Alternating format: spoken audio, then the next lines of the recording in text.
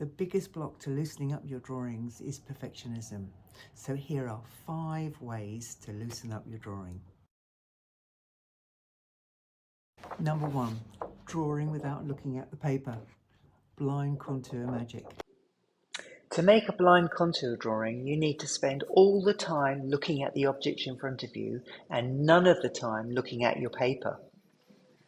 So I'm just drawing this by looking at my poppies, and I promise you I am not looking at the paper at all.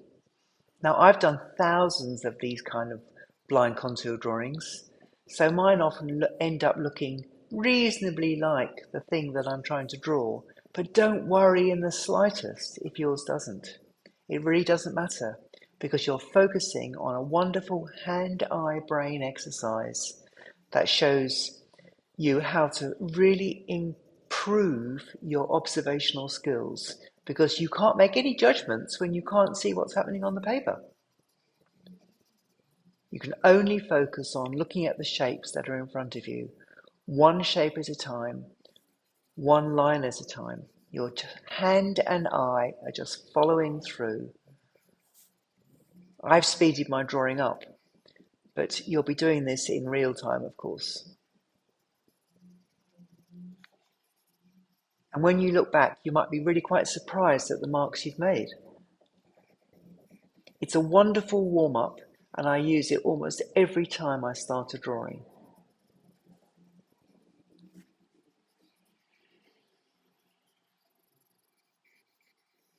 You can see that my pencil has not left the paper once.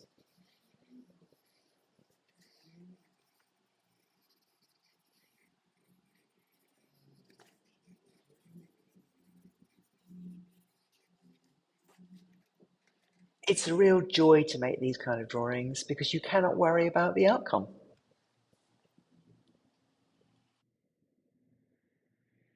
Number 2, drawing with your non-dominant hand.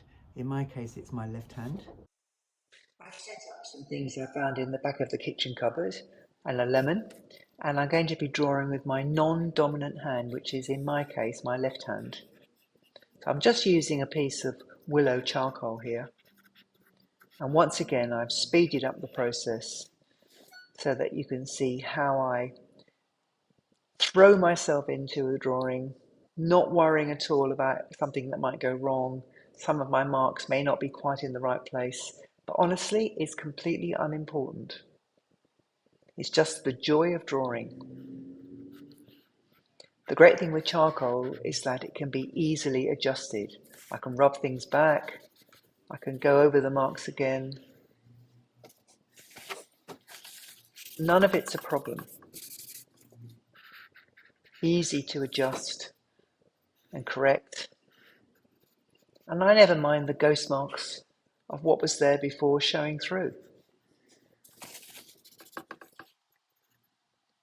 Just redraw any bits you feel need adjustment. It's a very different feeling with your other hand.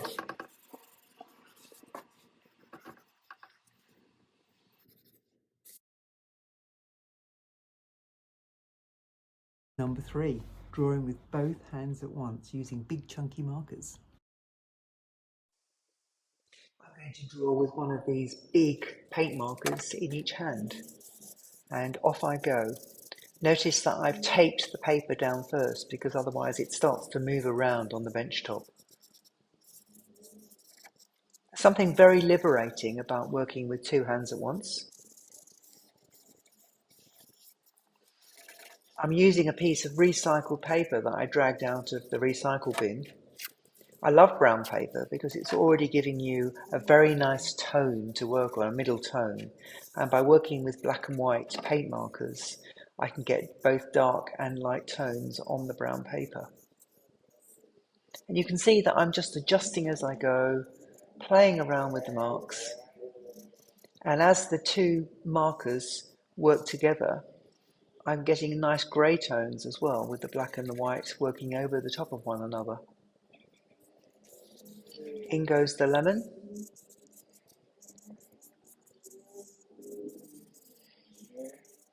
You just want to keep this quite joyful.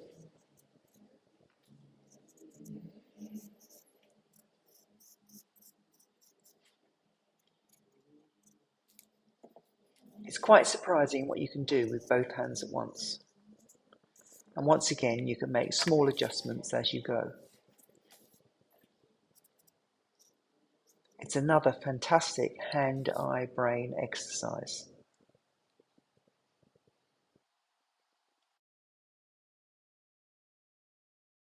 Number 4, drawing with unusual tools like sticks. Because we'll be doing work with ink, you'll need paper that takes a bit of wet media. And so I'm using a mixed media pad here. And I've got a stick in one hand, a bamboo stick, and I've taped an old toothbrush to a stick in the other hand. And that's given me two very unusual mark making tools to work with. I've got some ink, acrylic ink there in a jam jar, and I've also got a container of water. I like to dip the sticks into the water first before the ink. And number 5, drawing with a messy background to start with, creating some joy out of mess. You can always do so much with things that are already in your kitchen. I'm going to draw this lemon and the lemon squeezer. And I'm just making a very random background by putting down some paint with a silicone spreader here, or you can use an old credit card, piece of cardboard, whatever you like. I've got some yellow, white, and I'm going to add a bit of blue here. But actually, it's a bit hard to get it out of the tube. Okay, here we go. I've managed to squeeze a bit out. And you can see that I haven't worried at all about where it goes. Just put it down on the paper because it's going to be a very interesting random background for me to work into.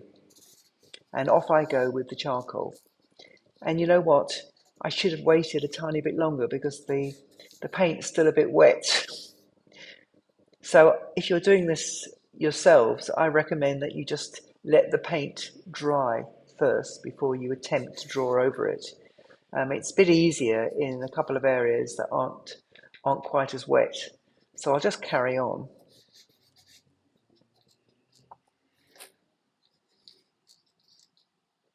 I'm just using charcoal here over the paint.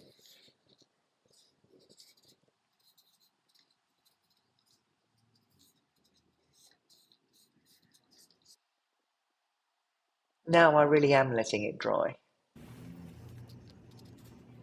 And now it's a bit easier to go over it with the charcoal.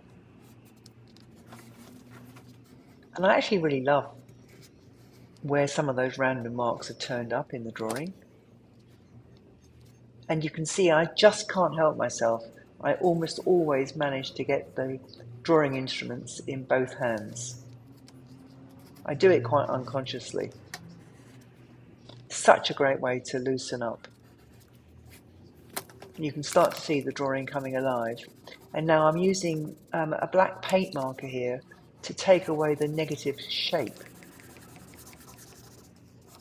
You can do this with a brush if you want and some paint. Doesn't have to be a marker. I find them very quick and easy. It's acrylic paint in a marker. These are made by Posca. There are other brands out there. Just very quickly, you can see that my random marks have ended up with really quite an interesting little still life arrangement. You can make the background in any colour you like.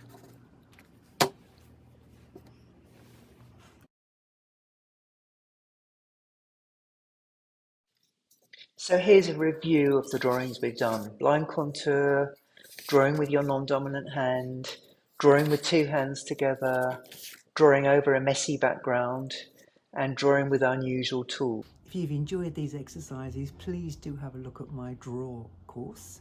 It's an online self-paced course. I'm full of ideas and tips to help you really loosen up your work and lose that sense of perfectionism, find new curiosity, and make some amazing, messy, fabulous drawings. You'll find all the information in the caption below. Get drawing!